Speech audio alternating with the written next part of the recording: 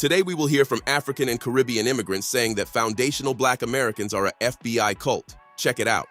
FBA, also known as Fake Black Association, or FBI, Foolish Black Ignorance, is just modern-day xenophobia wrapped in anti-African nonsense. FBA really stands for fear of being African. They swear up and down they don't resemble any Africans. Like that's supposed to be a flex. It's giving self-hate and delusion. They love talking about racism in America and the KKK. But FBA's rhetoric mirrors white supremacy that you're talking about. It's starting to look like the new Triple K, just in black faces. Also, the obsession with calling anyone who disagrees an immigrant is wild. So what about Americans with 6+ generation here? Are they still FBA or nah? Or is it only the ones you imagine were removed from Africa 400 years ago?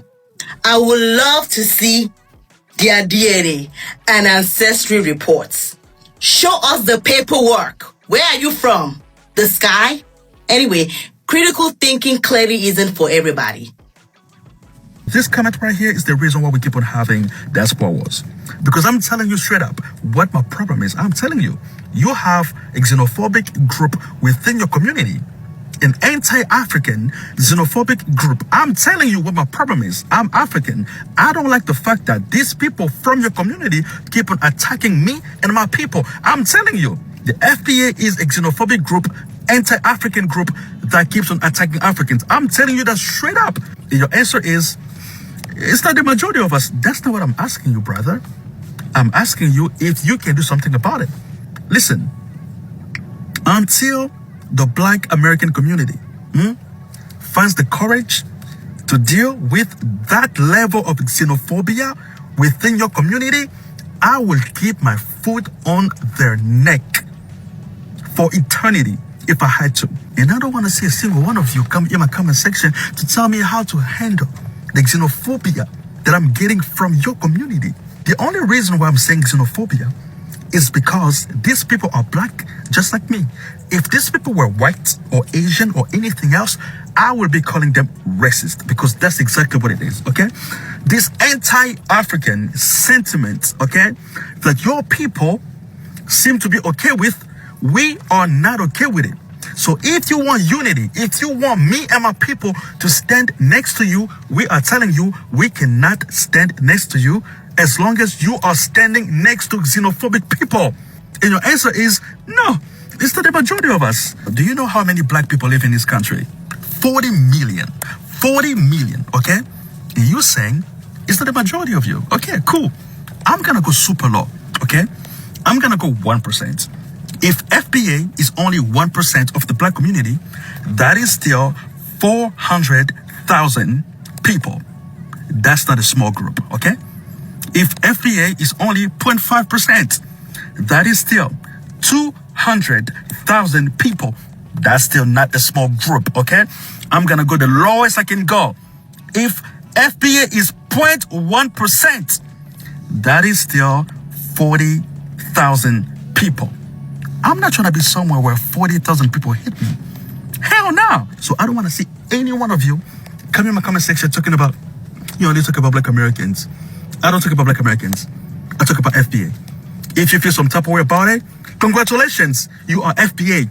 One thing's for certain, I will literally never care what an FBA has to say about me, so I'm gonna make this video once and pin it somewhere that I can easily refer back to it if I ever have to talk to y'all again. For those of you who have been fortunate enough to avoid this part of the black internet, FBA stands for Foundational Black American. And what do they believe in? Who f***ing knows? These are typically people who identify as black, whose families descend through the American slave trade.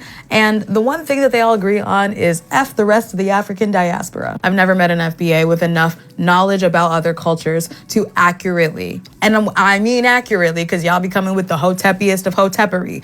I have never met an FBA with enough knowledge of other cultures to ever accurately make an argument for why we are inferior in any sort of way. Like, if you are an FBA right now, tell me what you know about the Haitian Revolution and how they are still to this day paying for the crime of simply being the first to try to seek independence. Tell me what you know about Brazilian favelas and how they're basically the same as North American African hoods, if not worse. Tell me what you know about the French colonies in Africa, all basically saying you to the point where they're now happy to be buddy-buddy with Russia. Tell me what you know about the history of any other country, because y'all are over here saying wild shit that makes no fucking sense off of 1 or 2 news articles and barely any history around any of these other people. Plus, y'all the main ones saying call ICE as if they're not grabbing you up too. Do you think you look American to an ICE officer? Do you think that the same people who have created the prison industrial complex wouldn't love to throw you into one of those camps? Some of my best friends are Black Americans, and we often talk about the differences between our family histories. And that is why I don't make generalized statements about people and their struggles and their histories and what they should or should not have been doing or what they should and should not be doing right now. So I'm not gonna say that I know everything. I have no idea about Mauritania's struggles. I have no idea about what Fijians went through. But I know that Black people around the world have been colonized and oppressed by Western nations for centuries, if not millennia at this point. And I'm not saying that this is the struggle Olympics where you don't get to say that you take the torch for having had it the worst. What I am saying is that if you want to be the people dividing the diaspora and telling Black people, African people, Caribbean people, whoever, that we don't get to be part of the same club because we didn't experience the same shit, at least know what the other people experienced. At least know what their shit is. If we look at all of the things that Black people have been able to endure and still persevere throughout the world, if we look at the fact that there are people out there trying to actually unite us as a group, and y'all are the ones trying to divide us, it's giving you're a puppet of the man. It's giving you might as well go and talk to those white people again about recolonizing you, because clearly you don't want to work with us. And let me be clear, my problem is not now and never will be with people whose families simply descended through the American slave trade, because some of us actually do want to help bridge the divide between cultures and help people understand how we're all actually connected in this world. Every time I come on this app, there is a particular group of people who keep on talking about Africa, and that group is called the FBA, Foundational Black Americans. Well, what I call them is FBA, Fear of Being African. And my thing is, look, if you don't want to be African, don't. Go on and live your happy American life and leave the rest of the Africans to get on and do what they're doing. Because every time I open this app, there's someone crying and complaining about Africa. Africa this, Africa that. Boycott this, let's boycott that. If it's not Africans, they're complaining about the Caribbeans. If it's not the Caribbeans, they're complaining about the Mexicans. We're tired, bro. Then you got the ones that come and say, we don't look African. Really? Really? Really? At this point, I just gotta laugh because it's becoming comedy. We don't have the same features as y'all. We not African. Really? Really? You sure? Are you sure? If you leave the United States and travel the world, go to other countries and say you're anything but an African, or you don't descend from Africans, they look at you like you're crazy. I promise you. Go to anywhere else around the world and say you're Indian, and they'll laugh in your face. Say you're Choctaw, and they'll laugh in your face. Say you're Cherokee, and they'll laugh in your face. Yes, I'm not saying some of you don't have the 1% in you or 2% in you, but let's be fucking real. For more than 400 years, foundational Black Americans, those whose ancestors built this nation from slavery through Reconstruction, Jim Crow, the Civil Rights Movement, and into the modern era, have carried a distinct and irreplaceable story. It is a story forged through forced labor, legal segregation, generational terror, political resistance, and cultural brilliance. And today, as America continues changing, the need for clear delineation, a respectful but firm distinction between foundational Black Americans and Black immigrants, has become more important than ever. Delineation is not about division.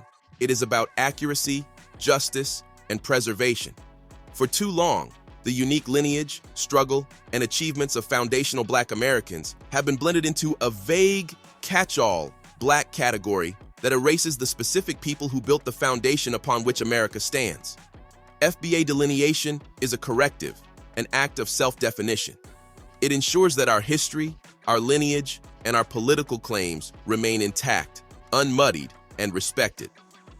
Historically, no group has paid a higher price for American democracy than Black Americans whose ancestors were enslaved here. The wealth of this nation, its cotton industry, its early banking system, its railroads, its agricultural expansion, was built directly on the backs of FBA labor.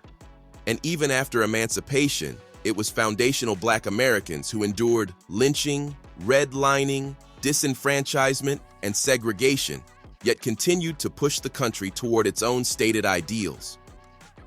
During the 1950s and 60s, the Civil Rights Movement, led overwhelmingly by foundational Black Americans, changed the legal architecture of America. From the bus boycotts to sit-ins, from Freedom Summer to Selma, FBA activists fought, bled, and died to dismantle racist immigration quotas, racist labor laws, and racist voting restrictions. One of the most overlooked facts of American history is this: the Immigration and Nationality Act of 1965, the very law that opened America's doors to millions of Black immigrants, was made possible by the sacrifices of foundational Black Americans. Had it not been for the victories of the Civil Rights Movement, the U.S. immigration system would have remained locked under the old racial quota structure that favored Europeans almost exclusively. It was the courage of FBA leaders, people like Dr. King, Malcolm X, Medgar Evers, Fannie Lou Hamer, Ella Baker, and countless unnamed foot soldiers that forced America to remove racial barriers in immigration policy. In a real sense, immigrant opportunity is a direct inheritance of FBA struggle. Yet as the decades passed, especially from the 1970s forward, many Black immigrant communities began entering America without the historical context of the FBA fight. And instead of solidarity, many arrived misinformed, influenced by anti-Black stereotypes, or pressured to assimilate into anti-Black racial hierarchies. Some gravitated toward distancing themselves from Black Americans, adopting the biases of the dominant society to gain proximity to whiteness. In many cases, politics, workplaces, corporate spaces, academia, and business sectors, certain immigrant groups aligned themselves with conservative anti-FBA institutions.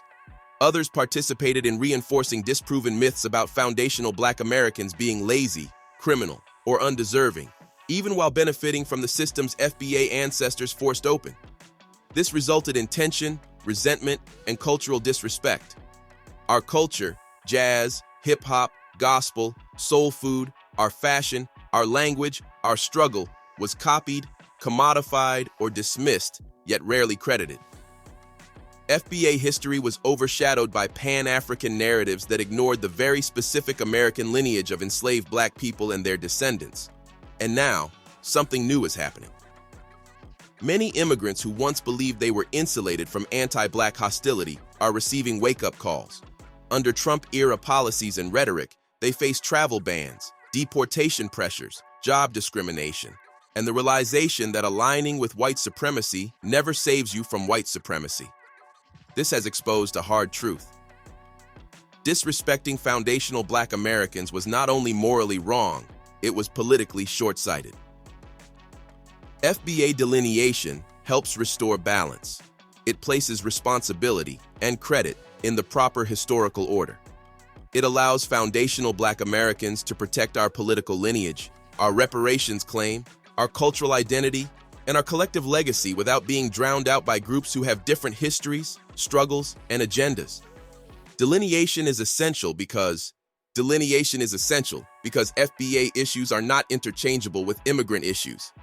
Mass incarceration, lineage-based discrimination, wealth theft, and redlining did not impact Black immigrants the same way they devastated FBA communities. Reparations must be lineage-specific. No other group was enslaved in the United States for 250 years. Political representation must reflect actual lineage interests. We cannot have FBA culture, suffering, and movements used as stepping stones for others to take positions meant to represent us. Cultural preservation matters. The experience of being a descendant of American slavery is unique, irreplaceable, and not to be homogenized. Today, delineation is not about hostility. It is about clarity. It is about the right of a people to define themselves, honor their ancestors, safeguard their legacy, and speak with their own political voice. At this moment in American history, as economic pressures rise, political lines sharpen, and immigrant communities feel the realities of U.S. power structures, foundational Black Americans stand at a crossroads. We are reasserting our identity, reclaiming our story, and demanding the respect that was long denied. This is not just a cultural shift, it is a historical correction, a necessary one, and an overdue one. Tell me what you think about this topic. Hope you find the information in this video informative. Feel free to like, subscribe, share, comment. Thanks for watching.